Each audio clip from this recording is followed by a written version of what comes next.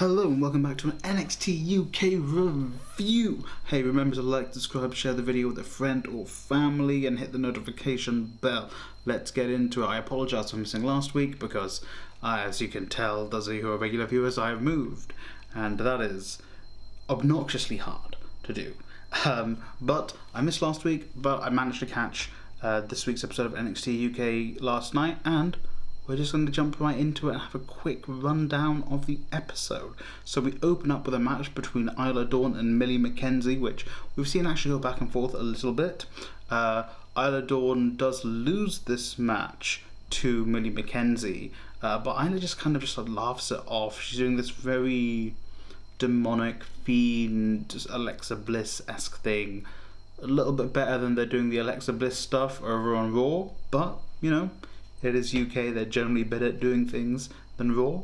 So I'd be interested to see where they go with Isla. I think she'll get the belt off Mako at some point.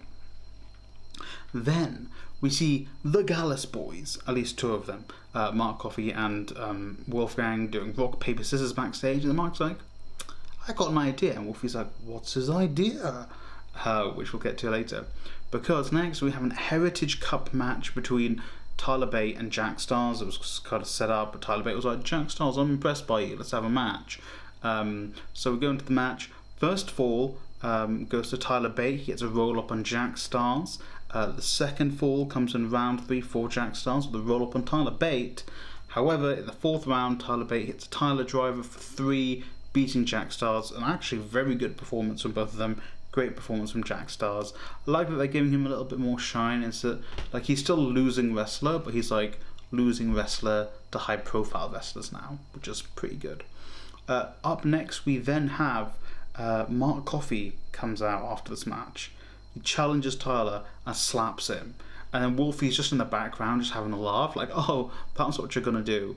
Like, these guys just want to have some fun and wrestle. I respect that. I very much do. Up next we have Pretty Deadly backstage doing a photo shoot, and Slimy Sid is like, you guys need to have a match. And then they're like, nah. I'm sure that will set up a tag team match next week. They'll probably have a match against Eddie Dennis and his mates at Symbiosis at some point. Like, they'll beat their opponents next week, then they'll set up Symbiosis comes out, and Symbiosis will, I don't know if they're going to pick up the titles. I quite like Pretty Deadly, so I don't know. And who will be the heel in that? Unless they want to turn, yeah, okay, maybe they won't be facing Symbiosis, I'm not 100% sure.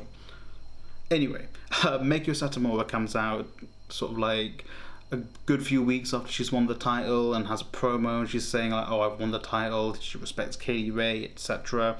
And then Nina Samuels, formerly Zaya Brookside's personal assistant, if you will, comes out and she's like, the world needs more Nina Samuels in it. You need to defend that title, you know, against me, Nina Samuels. And then Amel, the French competitor, comes out, lays out Nina Samuels, goes on about how NXT needs some hope, needs some new people out here. And she's like, she wants to challenge Mako. Mako decks her. She's like, come on then, mate, let's have a match. So that's going to be Mako's first person she's going to defeat, whilst they build someone else to take that belt off her. Great. Love seeing Meiko Satomura. Be nice to see someone new in the title scene as well in ML. Then we're backstage to last week with Joe Coffey and Rampage. They're there and they're like, yo. And they're like, you know, together. Maybe they'll have Rampage join Gallus. Maybe Joe Coffey and Rampage would form a tag team, but I don't know what that will do for Gallus. Like, there's 2 tag teams there then. I don't know. We'll see. Maybe he'll join and Rampage will turn heel. Not 100% sure. Let me know what you think in the comments down below. And then we get the reveal for who Blair Davenport is. And Blair Davenport is Bea Priestley. I think everyone knew Bea Priestley was going to UK after she kind of, you know, left Stardom, and then the unceremonious circumstances for New Japan with Will Ospreay. But, you know, awesome. The women's division in NXT UK is stacked. I could maybe see Bea Priestley picking up that belt off Mako maybe 6 months to a year down the line. Like, when is the Blackpool show? The Blackpool show is usually in January. So maybe if they were doing a Blackpool show in January, touch wood, which I'm touching right now, touch wood, they will do that. Have fans. So, hey, who knows? Up next, it's Mila Schmidt, I believe, versus Valkyrie, Aoife Valkyrie. Kind of a squash match. However, Ginny comes out during this match and like stares down Aoife Valkyrie. Aoife Valkyrie just looks at her, then hits a double leg drop from the top rope for 3. It's a double leg drop, which is already a instant win. The strongest move in wrestling, Hulk Hogan, brother. Works for me, brother. But it's off the top rope, so it's like double. Yeah, that works for me, brother. Greatest wrestling move, leg drop, brother. Only Sid's kicked out, brother. And the Ultimate Warrior, I believe. And maybe Macho Man, brother.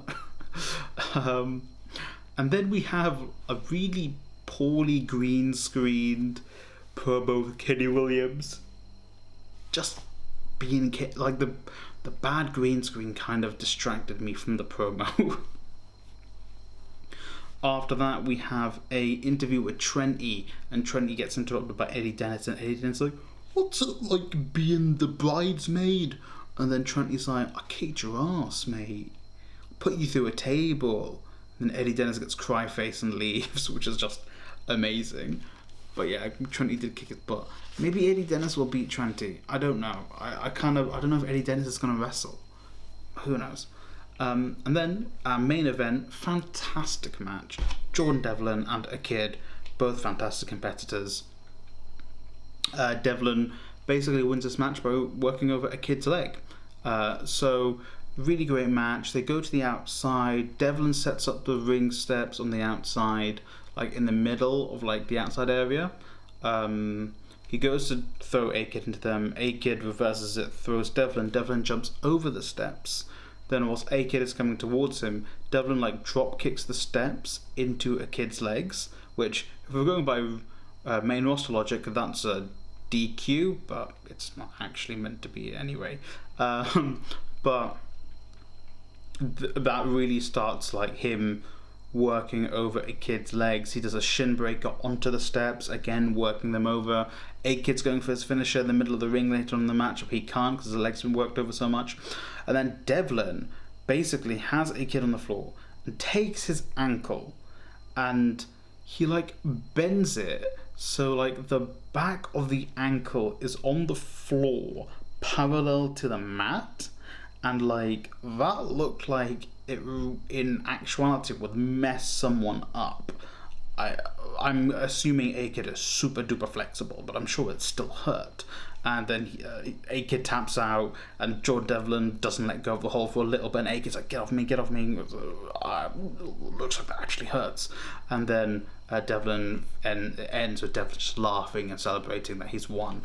Really awesome, setting up Devlin, but he's a heel, so I don't think he would face Walter and win the title off Walter. I think that's reserved for Ilya. I think he will eventually get into a thing with Tyler Bate for the Heritage Cup, and then he'll pick up the Heritage Cup of Tyler Bate at some point. But thank you for listening to today's review of NXT UK. Let me know what you thought of NXT UK this week. I thought it was a really fun show. I am going to fix this whole angle thing. There's going to be so many more wrestling videos coming out now that I've got my own space to do that. Thank you for watching. Like, subscribe, share the video, click anywhere around me, and hey, I hope you watch some fantastic wrestling today.